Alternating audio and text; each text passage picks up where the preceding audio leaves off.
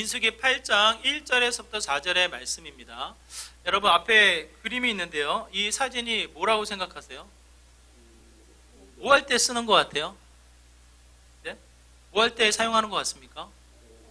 네? 배 나갈 때 비춰주는 거? 네. 맞아요, 여러분? 그거 같아요? 등대죠, 우리가 알고 있는 등대.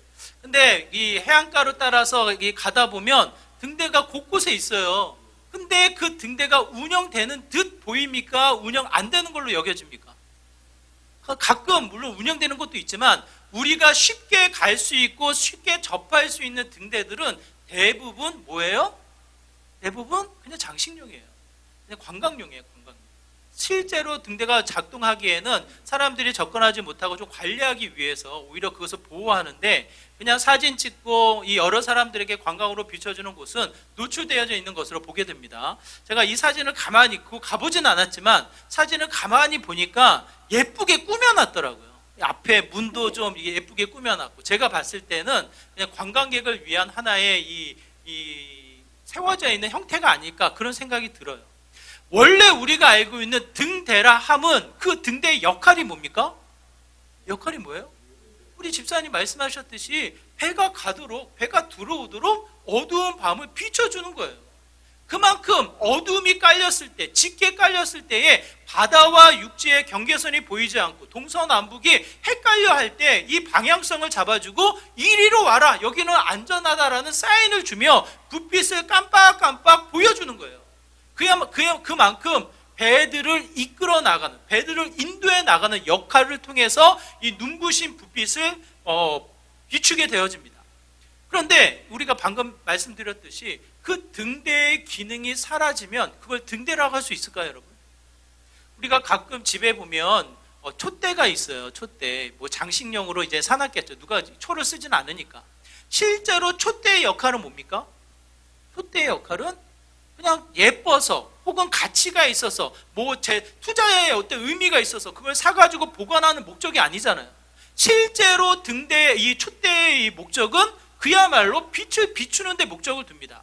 요즘이야 빛이 넘쳐나는 시대, 빛의 오염도가 있는 시대를 살다 보니까 빛이라는 소중함을 우리가 모르기 때문에 양초나 촛대를 우리가 이 본래의 역할을 우리가 생각하지 않지, 원래의 역할은 빛을 비추는 데 있다는 거예요. 왜 제가 이 뻔히 알고 있는 말씀을 이렇게 말씀드리는가? 오늘 본문이 그것을 강조해서 이야기를 합니다. 사실은 우리가 7장의 내용과 8장의 내용을 연결시켜서 생각해 볼 때 1절과 4절이 뜬금없어요. 우리가 지난주 7장을 살폈을 때 무슨 내용이 나옵니까? 이 12지파의 리더들이 하나님 앞에 가까이 나아가 하나님 앞에 헌신하며 하나님을 예배하며 또 한번 결단하는 마음이 나오잖아요. 그러고 나서 이어지는 본문을 생각해 보면 8장 5절에서부터 우리가 읽지는 않았지만 26절에 보면 레위 지파가 나옵니다. 그 리더들이 드린 예물을 통해서 레위 지파를 섬기며 그 섬김을 받는 레위 지파는 어떠한 자격으로 어떠한 의미로 무슨 일을 해야 할지를 자세하게 기록되어지면 자연스럽지 않나요, 여러분? 그렇게 여겨지지 않아요? 7장과 8장을 연결시킬 때 1절에서부터 4절이 없으면 그야말로 자연스럽게 리더들이 드린 예물을 통해서 레위 지파를 섬기고 그 예물을 받은 레위 지파는 이러한 의미가 있고 이러한 모습으로 섬겨야 될 것이다 라는 8장의 내용이 자연스럽게 붙으면 너무 좋아요. 그런데 굳이 1절에서부터 4절이 뭐가 되어져 있습니까? 삽입되어져 있어요. 삽입. 앞부분과 뒷부분의 내용과 뭔가 어색하게 느껴질 정도로 삽입되어져서 그 말씀이 오늘 우리에게 주어지고 있다는 거예요. 어떤 학자들은 이렇게 이야기합니다. 이 삽입이 잘못됐다. 이 장과 절이 처음부터 있었던 것이 아니라 어느 세대에 이 장과 절이 있어야지 성경을 읽기가 좋으니까 좀 구분해서 나눠봅시다 라고 해서 장과 절이 생긴 거거든요. 그런 과정 속에 오늘 본문 8장 1절에서부터 4절이 좀 자연스럽지 않게 삽입이 된 거다. 원래로 따진다면 출애굽기 34장 때로는 레위기 24장에 삽입되어지면 훨씬 더 자연스러운데 굳이 잘못된 삽입이 아닐까 이렇게 이야기하는 사람들도 있어요. 신학자들 중에서.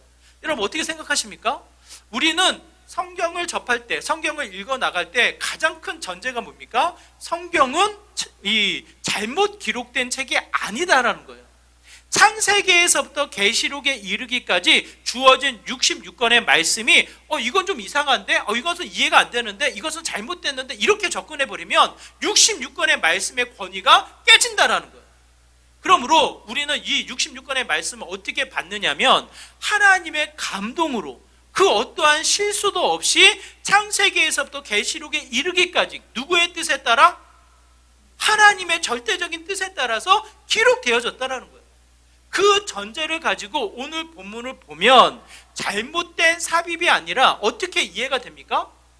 어떻게 돼요? 상황을 통해서 또 한 번 뭐예요?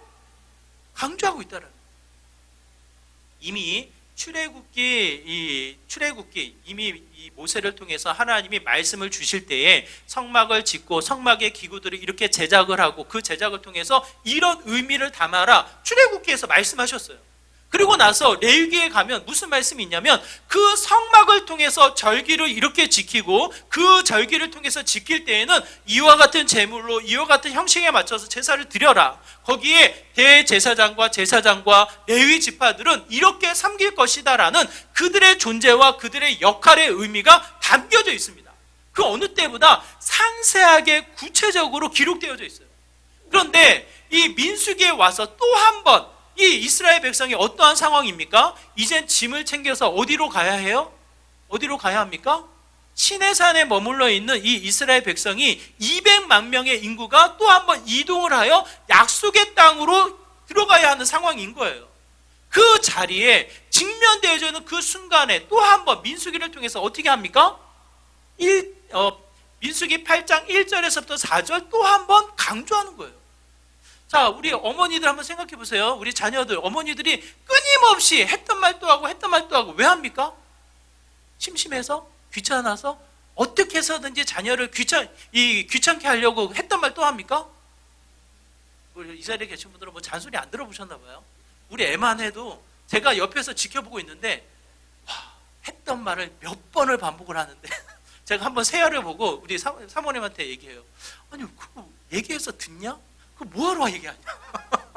그런데도 불구하고 슬리퍼 신어라, 얌전히 걸어, 아래층에 소음이 들리니까 통통통 걷지 말고 얌전히 걸어. 이 말을 그냥 시시때때로 하는 거예요. 시시때로. 한 번 움직일 때마다, 한 걸음 걸을 때마다 하는 거예요. 왜 그렇습니까? 심심해서 귀찮게 하기 위해서 뭔가 할 일이 없어서 그래요? 왜 그래요?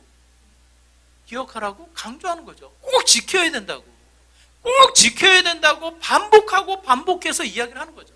그래서 우리 자녀들, 우리 어머니가 반복되어지는 표현이 있으면 가만히 들어보세요. 듣기 싫다고 그냥 버리지 말고 그 반복되어지는 표현을 통해서 나를 보면 아마 굉장히 많이 새로워질 거예요. 왜? 강조되어지고 어머니가 보시기에, 부모님이 보시기에 중요하다고 여겨지니까 또 얘기하는 거예요. 또 얘기. 그 얘기를 우리가 생각해 본다면 오늘 본문도 마찬가지입니다. 물론 그 전에 더 상세하게 구체적으로 이야기했지만 떠나는 직전에 짐을 챙기기 전에 또 한 번 강조하여 이야기하는 거예요. 리더십, 이렇게 하나님을 찾아서 예물을 드리는 너희들이 이 말씀을 놓치지 말아야 한다. 더 나아가 레위 지파, 하나님을 섬기는 모든 과정들이 이 가치가 드러난다. 그러면서 하는 말이 뭡니까? 2절의 말씀이에요. 우리 2절의 말씀 우리 같이 한번 읽어보도록 하겠습니다. 함께 있습니다. 시작. 아론에게 말하여 이르라. 등불을 켤 때에는 7 등잔을 등잔대 앞으로 비추게 할지니라 하시매. 3절이 이어서 반응합니다. 같이 읽을게요. 시작. 아론이 그리하여 등불을 등잔대 앞으로 비추도록 폈으니 여호와께서 모세에게 명령하심과 같았더라. 무엇을 의미합니까? 등불을 켜라예요. 등불을 켜면 어떻게 됩니까? 여러분 요즘이야 우리가 원하는 곳에 서포트 라이트를 밝혀가지고 원하는 곳을 딱 비추는 어떤 그런 형태지만 이 당시는 그야말로 촛대예요. 촛대. 가운데 이 중심을 잡고 양쪽으로 3개씩 촛대가 세워진 형태의 7개의 촛대가 놓여진 거란 말이에요. 그 촛대에 불을 켜면 자연스럽게 나타나는 현상은 뭡니까? 어떻게 해요? 밝아지는 거예요. 주변을 비추는 거예요. 그런데 이 성경에서 강조하기를 뭐라고 이야기합니까? 앞을 비추라 표현을 해요. 앞을. 여러분 등불에 불을 붙이면 그 불빛을 통해서 어디가 비춰집니까? 네? 어디가 비춰져요? 가만히 듣지만 마시고 좀 생각 좀 해보시라고 우리. 가만히 심지에 기름이 놓여져 있는 곳에 불을 붙이면 이 불빛을 통해서 어디가 비춰집니까? 사방이에요. 동서남북으로 비춰져요. 굳이 하나님이 이야기하기를 앞에를 비춘다고 했을 때 이게 앞에만 비춰집니까? 그렇지 않습니다. 동서남북이 비춰지면서 그 빛을 발하는데 그 불빛의 목적지를 이야기하는 거예요. 그 불빛은 어디를 밝히게끔 되어 있습니까? 우리가 가야 할 방향, 앞을 비추어 나가도록 그 등불을 비추게 한다는 거예요. 동서남북이 비추어서 그냥 내버려 두는 것이 아니라 동서남북을 비추면서 그냥 이 촛대를 내 뒤에 두는 것이 아니라 누구는 내 뒷모습이 예뻐서 내 뒷모습만 비추길 원해요. 이런 사람들 계신가요? 그렇지 않아요. 그 불빛은 어디를 향하고 있습니까? 내가 가야 할 방향, 내 인생을 두고 앞으로 나가야 될 방향을 앞을 비추어 나가게 한다라는 거예요. 그러면서 강조되어지기를 우리에게 뭐라고 이야기하냐면 그 등불을 켜서 앞을 비추라예요. 여러분, 우리의 이 인생길을 생각해 보면 이 등불이 놓여져 있는 곳이 어디입니까? 성전이에요. 성전. 성전의 그림을 보면 이렇게 생각해 볼 수 있습니다. 지성소로 나누어지고 지성소로 들어가기 전방, 거기를 통틀어서 성전이라고 이야기하거든요. 거기 왼쪽 편에 이 등대를 놓는 거예요. 등대를 7개의 촛대가 있는 등대를 놓고 그것을 비추어서 앞을 비추게 한다는 거예요. 동서남북으로 다 비추지만 주된 목적은 그 공간을 다 비추게끔 만든다는 거예요. 성막이 이 천막으로 가려져 있습니다. 이 공간이 이 빛이 있을까요, 없을까요? 그야말로 가려져 있는 곳이기 때문에 촛대에 불이 켜지지 않으면 어두운 공간이에요. 앞이 보이지 않는 공간이에요. 그 자리에 불을 켜라. 이 불을 언제 킵니까? 불을 언제 킬까요? 365일 항상 켜놓는 게 아닙니다. 저녁 해가 지고 나면 불을 켜서 해가 뜨기 전에 불을 끄라는 거예요.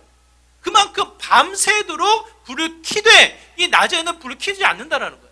아무리 천막이 좋다 해도 암막 천막이 아니기 때문에 낮에는 어느 정도 앞이 보이니까 불을 켜지 않습니다.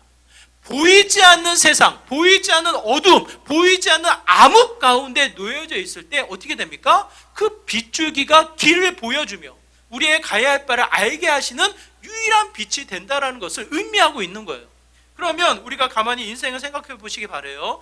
동서남북 가야 할 바를 알지 못해 암흑기에 놓여져 있는 우리의 상태 속에 우리의 길을 비추며 우리의 가야 할 바를 알게 하시는 분이 누구십니까? 생각해 보세요. 누구셔요? 이스라엘 백성의 상황을 생각해 보세요. 출애굽해서 이제 광야로 갑니다. 광야에 길이 있습니까? 없습니까? 어떻게 알아요? 가보지도 않으셨는데. 하루아침에 이 지형이 바뀌기 때문에 아는 사람도 길 찾기가 어렵다는 곳이 광야예요. 바람이 강하게 밤새도록 강하게 불어서 지형이 바뀌고 모래밭이 어떻게 빠질지 모르는 상황이기 때문에 길을 알 수 없는 것이 광야입니다. 광야. 이 이스라엘 백성은 출애굽했어요. 광야를 경험하지 않았어요. 조상들이나 떠돌아다니면서 광야를 경험했지 이 430년이 지나는 이 시간 동안 애굽 땅에 머물러 있던 이들은 광야 생활을 몰라요. 그럼에도 불구하고 출애굽해서 이제는 전혀 알 수 없는 광야로 들어갈 때 그들은 뭡니까? 인생의 어두운 가운데 놓이게 되어집니다. 갈 바를 알지 못한 이 사방이 어디로 가야 할지 알 수 없는 이 무지함 속에 빠져가는 형태를 경험하게 됩니다.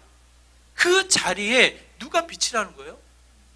하나님이 그들에게 또 한 번 선명하게 말씀하시기를 그 어두운 가운데 빛을 내는 유일한 분이 하나님이심을 나타내고 있는 거예요. 그러므로 그 하나님을 따라 나아가는 삶이 되도록 그 이스라엘 백성들에게 선명하게 보여주시고 그들의 삶을 통해서 나타내시고 그 하나님을 신뢰할 수 있도록 어떻게 합니까? 증명하시는 게 이 본문의 말씀을 통해서 우리가 깨닫게 된다는 거예요. 어둠을 밝히는 등대를 통해서 또 한 번 어두운 인생을 밝히며 가야 할 바를 알지 못하는 그 무지함을 깨우며 우리가 가야 할 곳으로 인도해 나가시는 하나님을 보게끔 또 한 번 빛이 되시는 하나님을 보게끔 우리에게 말씀하고 계십니다. 신약에 오면 바울이 있습니다. 바울이 되기 전에 사울이었던 바울을 한번 생각해 보세요. 세상의 지식, 세상의 권위, 세상의 여러 가지 능력, 나름대로는 존경을 받으며 힘을 갖고 있었던 사울이었던 바울을 생각해 보십시오. 그때에는 본인이 가야 할 바를 알았어요. 나는 예수 믿는 자들을 잡아서 혼낼 것이다. 예수님을 믿는 자들을 핍박할 것이다. 그게 하나님의 일이라 생각을 하고 여러 동네를 다니며 자신의 권위를 앞세워서 죽음을 합당히 여기며 자신의 이 일을 했던 자가 바울이었던 사울이에요. 그러던 자가 다메섹에서 어떠한 일을 경험하게 됩니까? 그야말로 한 치 앞을 알지 못하는 그 두 눈에 비늘이 씌워지는 일이 경험하게 되어져요. 한 치 앞을 보지 못하고 그 누구를 판단하지 못하는 그 순간에 누가 나타납니까? 하늘의 소리를 통해서 전혀 보지 못했던 이 눈의 눈부심을 통해서 예수님을 만나게 되는 거예요. 네가 핍박하는 예수다. 그때부터 이 사울이었던 바울이 완전히 바뀌어서 누굴 보게 됩니까? 하나님을 보게 되어지고 그 본 하나님을 따라서 자신이 가야 할 길, 인도함을 받아 하나님의 말씀을 전하는 자로 나가게 됩니다. 고난을 받고 환난이 있고 핍박이 있고 예전에 이 자신이 조롱했던 이들을 통해서 또 한 번 의심을 받아야 되는 그 순간임에도 불구하고 이제는 하나님을 보고 하나님이 인도하시는 길로 나가게 된다는 거예요. 신약에 와서 예수님이 분명하게 말씀하십니다. 요한복음 12장 46절의 말씀에 이렇게 기록되어 있어요. 같이 한번 읽어볼게요. 함께 있습니다. 나는 빛으로 세상에 왔나니 물은 나를 믿는 자로 어둠에 거하지 않게 하려 함이로다. 누가 하신 말씀입니까? 예수님이 하신 말씀이에요.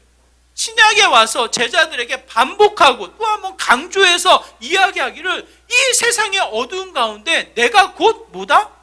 빛이라는 거예요. 유일하게 보고 유일하게 따라 인도함을 받아야 할 것은 하나님 예수 그리스도밖에 없다라는 것을 이야기합니다. 그러므로 지난 한 주 우리가 다시 한번 생각해 볼 때 이 등불에 불을 켜셨냐고요. 수많은 빛에 노출이 되어져서 예수님이 주신 빛은 필요 없어 착각하며 살아간 건 아니냐고요. 그냥 세상의 지식, 세상의 분주함, 여러 가지 일들이 그냥 쫓겨 살아가다 보니까 내 삶의 방향성이 어디를 향하고 있는지, 무엇을 보면서 분별해 나가고 있는지를 전혀 생각하지 않고 그냥 쫓겨 살아가는 우리들의 모습 아니겠습니까? 그러다 보면 뭐예요? 나도 모르는 곳에 와 있는 거예요. 동서남북 어디가 어딘지 모르는 곳에 와가지고 내가 언제 여기 왔느냐고 황홀함에 헤매고 있는 순간이 어느 순간에 찾아올지 어떻게 압니까? 다시 한번 눈을 열어 우리가 보아야 할 것은 무엇입니까? 여러분, 지금 세상의 빛은요 우리의 이 시선을 오염시켜요. 우리의 시선을 유혹합니다. 왜? 진짜 빛을 못 봅니다, 여러분. 밤하늘의 별빛을 여러분 본 적이 있으신가요, 여러분? 그래도 청주니까 좀 보이더라고. 정말 서울은요 안 보입니다. 별이 있는지 없는지도 생각하지도 않아요. 그러다가 어느 자연의 어떤 현장으로 왔을 때 별이 있었구나. 그 별이 괴산에만 있습니까? 서울에는 없습니까? 그렇지 않잖아요. 어디에도 있는 게 이 하나의 별이거든요. 태양을 통해서 반사되어지는 그 별의 불빛을 우리가 아름답게 감탄할 수 있거든요.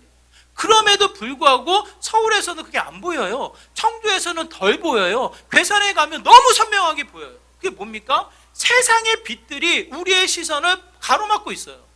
세상의 가치들이, 세상의 여러 가지 화려한 것들이 하나님을 주목하는, 하나님만을 바라보며 그 하나님을 따라가야만 하는데 그 수많은 것들이 어떻게 됩니까? 가로막으며 그 온전한 가치를 상실해버리는 시대를 살아가게끔 우리로 하여금 우리의 시선을 빼앗고 있단 말이에요.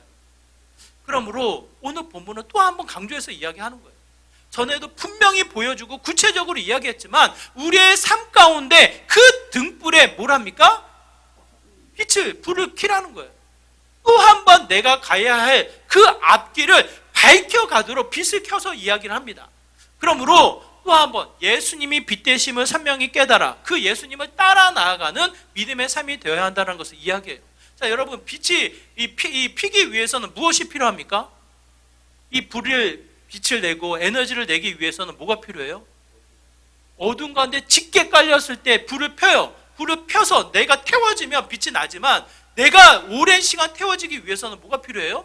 반드시 기름이 필요합니다. 기름. 나의 열정, 나의 결단, 나의 헌신으로 내가 불을 내서 빛을 내리라 태워보지만 그 자리에 연료가 없으면 어떻게 돼요? 소진해버려요. 심지가 내가 한번 빛을 내버리라 심지에게 불을 내서 타들어가게 내버려 두면 어떻게 됩니까? 금방 타버리고 결국은 죄도 남지 않고 사라져버려요. 그 심지가 나름대로 자신을 지키며 빛을 발할 수 있는 것은 뭡니까? 기름이 넉넉히 채워져야 된다는 거예요. 그 가치를 성경은 우리에게 이렇게 이야기합니다. 출애굽기 말씀인데요. 출애굽기 27장 21절의 말씀이 이렇게 기록되어져 있어요. 레위기 24장 2절의 말씀에 보면, 먼저 레위기 24장 2절의 말씀에 보면 이렇게 기록되어 있습니다. 같이 읽을게요. 시작. 이스라엘 자손에게 명령하여 불을 켜기 위하여 감람을 찍어낸 순결한 기름을 내게로 가져오게 하여 계속해서 등잔불을 켜 둘지며. 밤새 불이 켜져야 되거든요. 해가 떨어지면, 오늘날에야 해가 떨어지면 겨울이니까 한 5시 반 그때 떨어지고, 해가 지면, 해가 뜨기 시작하면 6시, 7시, 6시 반, 7시에 해가 뜨잖아요. 12시간 동안 우리나라는 해가 지고 있는데, 그 시간 동안 이 등불을 킨다고 한번 생각해 보세요. 그 자리에 무엇을 채워 넣어야 합니까? 순결한 기름으로 채워 넣으라고 이야기를 합니다. 그 기름을 통해서 그 방해가 없도록, 밤새 타는데 방해가 되지 않도록 불순물이 제거되어진 순수한 기름을 부어서 그 불씨가 살아나 그 어둠을 밝히며 빛을 낼 수 있도록. 그러면 우리 인생살이의 기름이 뭐라고 생각할 수 있을까요, 여러분? 신약에 가면 예수님이 이렇게 말씀을 하셔요. 자신의 상황을 가리켜서 이야기하기를 이렇게 말씀하십니다. 누가복음 4장 18절 19절의 말씀인데요. 같이 읽을게요. 시작. 주의 성령이 내게 임하셨으니 이는 가난한 자에게 복음을 전하게 하시려고 내게 기름을 부으시고 나를 보내사 포로된 자에게 자유를, 눈먼 자에게 다시 보게 함을, 전파하며 눌린 자를 자유롭게 하고 주의 은혜의 해를 전파하게 하려 하심이라 하였더라. 뭐라고 이야기합니까? 예수님이 하시는 말씀이 그래요. 성령의 임재를 통해서 기름이 넘쳐 또 한 번 그 하나님 나라의 이 역사, 하나님 나라의 은혜가 나눠지게 된다. 이렇게 이야기를 하십니다. 그러므로 예수님의 일, 예수님의 말씀을 통해서 오늘 우리가 누려지는 채워야 할 기름의 내용은 뭡니까? 성령 하나님입니다. 성령 하나님. 우리가 처음 예수님을 믿고 뜨거운 나머지 내가 불을 태워보겠다라고, 빛을 내보겠다라고 하다가 꼬꾸라지는 경우가 많아요. 왜 그러냐면 채움이 없기 때문에. 나의 힘으로 하다 보니까, 내 결단, 내 의지로 하다 보니까 그 내 결단과 의지가 결국 며칠을 갑니까? 작심 3일이에요. 누가 그 표현을 썼는지 모르겠지만 그 3일이라는 한계를 많은 사람들이 넘지를 못합니다. 무너지고 넘어지면서 결국은 자신의 한계를 드러낼 수밖에 없어요. 오늘 나는 빛을 내보리라 이야기하지만 월요일이 지나고 화요일이 지나면 언제 그랬냐는 듯이 나도 모르는 곳에 가 있어요. 왜? 세상이 나를 끌어가기 때문에. 그 자리를 우리가 어떻게 버팁니까? 어떻게 빛의 바람에 살아갈 수 있겠습니까? 성경은 우리에게 이렇게 말씀을 하셔요. 성령 하나님이 체험을 얻어 나의 영혼에, 나의 일상은 넘쳐서 그것이 곧 기름 부음이 되어 하나님의 빛을 발하는 삶이 된다라는 것을 이야기합니다. 여러분, 예수님이 이렇게 말씀하셔요. 내가 죽고 하나님 나라에 가는 것이 너희들에겐 유익이다. 이렇게 말씀하셔요. 여러분, 그 말씀이 이해가 됩니까? 이해가 되셔요? 엄마 아빠가 자녀에게 내가 죽는 게 너에겐 유익이야 이렇게 말하는 게 여러분 이해가 되셔요? 어떻게 해서든지 오래 살아서 같이 있어야지, 아니 먼저 죽어서 간다라는 게 이게 무슨 이익이냐고요. 근데 예수님이 우리에게 그렇게 말씀하신다는 거예요. 십자가에 달려 수많은 고통을 당하고 죽고 다시 살지만 부활해서 하나님 나라에 올라가는 것이 너희들에게 유익이다. 아니 이해가 되지 않아요. 그런데 그 다음에 예수님이 하시는 말씀이 이래요. 내가 올라가야 뭐가 오십니까? 보혜사 성령, 하나님이 약속하신 보혜사 성령이 너희에게 임하여 내가 하는 일보다 더 큰 일을 이루는, 또 한 번 내가 가르쳐준 일을 통해서 깨닫고 내가 한 말을 통해서 기억나게 하셔서 하나님의 일을 이루는, 평화를 누리는 삶이 될 것이다. 이렇게 말씀하신다라는 거예요. 우리는 성령 하나님 충분히 이해할 수 없고 알지 못하지만 그럼에도 불구하고 예수님이 주신 말씀을 통해서 우리가 경험하고 우리가 또 한번 소망해야 할 것은 성령 하나님의 충만, 그 하나님이 다스리는 삶이 되어야 한다는 거예요. 여러분, 지난 한 주 빛을 발하기 위해서 우리가 애를 쓰며 나가야 하는데 또 한번 우리가 기억해야 할 것은 성령의 충만을 얼마나 기대하셨습니까? 성령의 충만, 나는 신비롭지 않은데요. 성령 충만이 뭡니까? 난 그런 거 모르는데요. 뭐예요, 여러분? 성령 충만이 뭡니까? 하나님의 임재가 넘치는 거예요. 내 의, 내 지, 내 정의, 나를 다스리는 게 아니라 하나님이 나를 이끄시는 대로 순종하며 하나님의 다스림 가운데 내가 살아가는 삶의 모습으로 우리가 생각해 볼 수 있는 거예요. 그 안에 함께 하시는 하나님이 있고 말씀하시는 예수님이 있고 내 안에 감동을 일으켜서 지정의를 통해 하나님을 경험할 수 있도록 내 의지를, 내 생각을, 내 지식을 이끌어 나가시는 성령의 충만함이 있다는 거예요. 그 은혜를 우리가 너무나도 쉽게 잃어버리며 살아가고 있습니다. 여러분, 한 주 오늘 하루만 모여서 찬양하고 기도하고 예배드리고 끝나는 게 아닙니다. 우리가 늘상 성령 하나님의 충만을 기대하며 어떻게 됩니까? 내 심지가 불을 내며 빛을 내기 위해서 끊임없는 에너지를 공급받는 믿음의 삶이 되어야 한다는 거예요. 나 스스로 나의 능력, 나의 어떠한 이 갖춰진 모습으로는 절대로 빛을 발할 수가 없습니다. 순간은 빛을 내지만 그 순간은 끊어지고 맙니다. 내 존재가 사라져버려요. 다시 한번 내 심지가 어디에 담겨요? 성령의 충만함에 담겨서 그 성령의 충만함으로 말미암아 활활 타오를 때 빛이 나며 주님의 영광의 일이 나타나게 된다는 거예요. 여러분, 성령의 충만 모르시는 분들 기도하십시오. 나에게 내 영혼의 내 일상 가운데 성령의 충만을 더하여 주시옵소서라고. 여기에 한 가지 힌트를 제가 드리면 성령의 사역이 뭔지를 알면 성령의 충만함을 더 가깝게 더 빨리 느낄 수가 있어요. 성령의 사역이 뭡니까? 예수님이 하신 말씀, 성령의 사역이 뭐예요? 내가 가르친 것을 기억나게 하며 내가 알게 한 것을 어떻게 합니까? 깨닫게 하리라. 누가요? 성령 하나님이. 그러면 우리가 뭘 받아야 합니까? 무엇을 간직해야 됩니까? 무엇을 많이 가지고 있어야 됩니까? 말씀이에요. 성령 하나님이 신비로 와서 가만히 있는데 꿈속에서 이 길로 가라. 환상을 통해서 내가 가야 할 바를 인도해 나가는, 갑자기 불빛이 생겨가지고 나의 가야 할 바를 인도해 나가는 형태, 그런 형태가 아닙니다. 하나님이 이미 완전한 말씀 66권을 우리에게 주셨고 그 말씀을 통해 감동으로 우리를 이끄시기 때문에 어떻게 합니까? 말씀이 생각나게 하시고 말씀이 깨달아져서 또 한 번 선명하게 빛대시는 하나님을 보고 가게끔 하신다는 거예요. 그러므로 끊임없이 성령의 충만을 위해서 기도해야 하겠고 성령의 충만을 기대하며 우리가 또한 무엇을 해야 합니까? 말씀으로 채워야 하는 거예요. 말씀으로. 시편은 이렇게 이야기합니다. 시편 109편 105절의 말씀 같이 읽을게. 함께 했습니다. 시작. 주의 말씀은 내 발의 등이요 내 길의 빛이니이다. 맞어요. 우리에게 주어진 빛이 성령의 충만함으로 빛을 발하는 삶의 모습이지만 또 한편 내 발의 등이 되어서 내 가야 할 바를 환히 가르치고 제시하는 게 뭡니까? 말씀이라는 거예요. 말씀.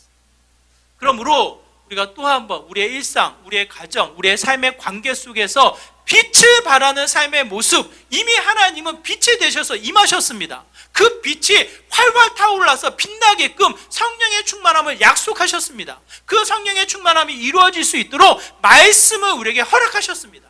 이제는 어떻게 해야 돼요? 그것을 통해서 깨어 철저하게 성령의 충만함을 위해서 말씀을 붙잡고 나아가는 믿음의 모습이 되어야 한다는 것을 이야기합니다. 그 말씀을 우리가 기억할 때 오늘 본문은 또 하나를 우리에게 이야기를 해요. 뭐라고 이야기합니까? 밤새도록 그 불을 지피라는 거예요. 여러분, 밤새도록 그 불을 지피려면 어떻게 해야 합니까? 어떻게 해야 돼요? 가만히 냅둬서 그냥 자동으로 기름이 탁탁탁 떨어지게끔 하는 기계를 만들면 너무 좋은데 그런 기계가 그 당시에 없잖아요. 아무리 큰 통을 가지고 온다 한들 그 통에는 또 누가 기름을 채워 넣어야 합니까? 결국 우리가 수고하고 애써야 한다는 거예요. 그래서 출애굽기 27장 21절에 이렇게 기록되어져 있습니다. 같이 한번 읽어볼까요? 함께 했습니다. 시작. 아론과 그의 아들들로 회막 안 증거궤 앞 회장 앞에 저 저녁부터 아침까지 항상 여호와 앞에 그 등불을 보살피게 하라. 이는 이스라엘 자손이 대대로 지킬 규례이니라. 우리 레위기 24장 3절도 같이 읽을게요. 시작. 아론은 회막 안 증거궤 휘장 밖에서 저녁부터 아침까지 여호와 앞에 항상 등장불을 정리할지니 이는 너희 대대로 지킬 영원한 규례니라. 정리하라, 보살피라, 이 똑같은 단어예요.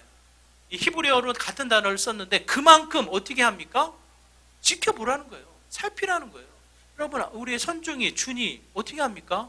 보살핀다고 할 때 그냥 방치합니까? 알아서 놀고 오겠지. 내 앞에 있을 때는 계속 지켜보다가 안 보이면 알아서 놀고 있겠지. 그냥 잊어버립니까? 어떻게 해요?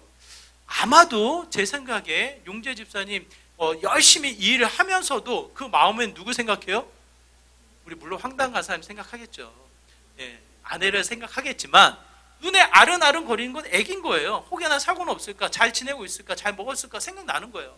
물론 할아버지 할머니들이 더 많이 생각납니다. 우리 1부 때 이재혁 집사님, 최윤산 집사님 계셨는데 준이 얘기하면 그냥 웃어요. 그냥 준 하면 그냥 웃고 있어요. 이미. 그만큼 뭐예요? 생각하고 주목하고 있다라는 거예요. 보살핌, 돌본다는 개념은 그냥 눈앞에 보일 때만, 내가 생각할 때만 그런 것이 아니라 그냥 끊임없이 그거에 대해서 생각하고 기대하며 그것을 지키는데 마음을 쓰는 거예요. 마음을. 성령 하나님을 통해서 우리가 충만함을 누려 말씀의 풍성함의 은혜를 누리며 활활 타오르는 빛을 발하는 삶의 모습이 되지만, 또 한편 그 빛이 발하기 위해서는 어떻게 해야 합니까? 내 영혼을 살펴 그 기름이 마르진 않았나, 그 기름이 온전한 것인가, 다른 것과 섞여서 불순물에 섞여 있는 이 잘못된 기름은 아닌가, 또 한 번 말씀이 온전히 내 삶의 영광이 나타나고 있는가를 끊임없이 살피며 어떻게 됩니까? 빛이 나는 삶으로 나아가게 된다는 거예요. 지난 한 주를 가만히 살펴보시기 바라요. 여러분, 우리의 삶이 어떻습니까? 소는요 그냥 내버려 둔다고 해서 빛을 내지 않습니다. 반드시 무엇을 태웁니까? 반드시 연료를 태우지만 연료만 태우지 않아요. 심지로 여겨지는 자신도 다 태우면서 빛을 냅니다. 우리로 하여금 하나님이 임하셔서 빛이라고 오셨고, 우리로 하여금 뭐라고 해요? 빛의 자녀로 세우셨잖아요. 끊임없이 하나님을 따라서 그 빛으로 나아가다 보면 그 소유된 빛으로 인해 어떻게 됩니까? 빛나는 거예요. 2025년도를 시작할 때 저와 여러분이 무슨 말씀으로 시작했는지 기억나시나요? 기억나세요? 아무도 없네. 다니엘서의 말씀을 통해서 우리가 생각해 봤거든요. 여러분, 다니엘은 빛을 낸 환경이 아닙니다. 포로로 끌려갔죠. 여러 사람 음모에, 이 모략에, 이 여러 가지 위축되어지는 상황이죠. 실제로 죽음의 문턱까지 다녀왔던 자잖아요. 그럼에도 불구하고 다니엘서 12장 마지막에 보면 그 하나님을 경외하는 마음으로 그 자가 어떻게 된다? 빛나리라라고 우리에게 이야기를 하거든요. 우리의 삶이 어떻게 빛나고 있습니까, 여러분? 끊임없이 세상에 쫓겨서 어디로 가야 할지를 알지 못해 방황하며 살아가는 게 우리들의 모습이 아닌가 싶어요. 성경은 그 가치를 잊지 말라고 또 한 번 반복해서 이야기합니다. 그 촛대에, 그 등잔대에 불을 지펴라. 그 불을 지펴서 어떻게 합니까? 앞을 비추라. 우리에게 권하여 다시 한번 말씀하신다는 거예요. 우리의 인생살이 예수님이 임하셔서 우리를 비추십니다. 또 한 번 우리의 가야 할 바를 가르쳐 주셔서 인도해 나가시는 분이 우리 하나님이셔요. 그 하나님 앞에 동일하게 우리가 어떻게 해야 합니까? 빛을 발하는 믿음의 삶이 되기를 다시 한번 부탁을 드립니다. 성령의 기름이 넘쳐서 말씀이 또 한 번 우리의 양식이 되어서 또 한 번 깨어 우리의 영혼을 살펴 빛을 발하는 믿음의 삶이 되어야 한다는 거예요. 사랑하는 가족들에게, 내가 섬기는 직장 동료들에게, 내가 스쳐 지나가는 세상 앞에 내 한 사람, 비록 아프고 헌신해서 고달프고 여러 가지 이 찔림이 있어도 내 자신을 태워 빛을 발한다면 그 자리는 하나님의 영광이 나타나는 믿음의 현장이 된다는 거예요. 저는 저와 여러분이 그 영광을 경험하는 믿음의 현장이 되기를 다시 한번 부탁을 드립니다. 그냥 맛집 찾아가서 맛있는 거 먹는 거 저 정말 좋아하거든요. 그게 다가 아닙니다. 그게 다가 아닙니다. 먹고 싸면 끝나는데 그 쫓아가서 먹는 거 가지고 무슨 영광과 은혜를 누리겠냐고. 하나님의 충만, 말씀의 이 양식의 우리 영혼의 양식을 통해서 또 한 번 채워 내 영혼을 살펴 빛 대신 예수님을 따라 나아갈 때 빛나는 삶이 그야말로 우리의 인생 가운데 또 하나의 열매로 나타나는 믿음의 현장이 되지 않을까 싶습니다. 우리의 인생살이 하나님은 빛으로 임하셨고 우리로 하여금 빛의 자녀로 세우셨습니다. 끊임없이 성령의 충만을 통해서 말씀에 살아있는 역사를 통해서 우리를 깨우십니다. 우리가 이제는 그 하나님의 은혜를 알아 스스로 돌봐 스스로 살펴 또 한번 빛을 발하는 믿음의 귀한 삶이 되어야 하겠습니다. 동서남북 가야 할 바를 알지 못해 방황하는 저와 여러분의 모습이 아니라 빛 대신 예수님을 통해서 빛을 발하는 믿음의 복된 삶 되시기를 주님의 이름으로 축원합니다. 말씀을 기억하시면서 함께 기도하기 원해요. 우리 인생의 어두운 가운데 멈춰서 방황하는 것이 아니라 빛 대신 하나님을 통해서 또 한 번 가야 할 바를 깨닫게 하여 주시고 성령의 충만한 말씀의 풍성함을 누리며 우리에게 주어진 가정과 일상, 이 세상에 빛으로 빛을 발하는 믿음의 귀한 삶이 되게 하여 주시옵소서라고, 내 삶이 또 한 번 이 세상을 비추어 나가는 빛나는 삶이 되게 해달라고 이와 같은 마음으로 함께 기도하며 나가도록 하겠습니다. 기도합니다. 하나님 아버지, 이 시간 간절한 마음으로 기도합니다. 우리의 인생살이가 또 한 번 하나님의 영광을 드러내고 나타내는 믿음의 귀한 삶이 되길 소망합니다. 빛으로 임하셔서 이제는 우리로 하여금 빛의 자녀로 삼으신 여호와 하나님을 고백합니다. 성령의 충만함, 말씀의 풍성함을 누리며 또 한 번 우리에게 주어진 일상, 가정과 직장과 사업체, 우리가 허락되어지는 모든 만남들을 통해서 빛을 발하는 믿음의 삶이 되기를 간절히 소망합니다. 포기하지 않게 하여 주시고 무관심 속에 멈춰있지 않게 하여 주시고 깨어서 또 한 번 빛을 발하는 믿음의 삶이 되게 하여 주시고 주님의 영광, 주님의 일하심이 드러나는 믿음의 귀한 자리가 되길 소망합니다. 우리의 귀한 거룩한 지체들 한 사람 한 사람 성령의 충만함을 더하여 주시고 말씀의 풍성함을 더하여 주시고 또 한 번 자신을 살펴 빛을 발하는 믿음의 귀한 삶이 되게 하여 주시옵소서. 주님.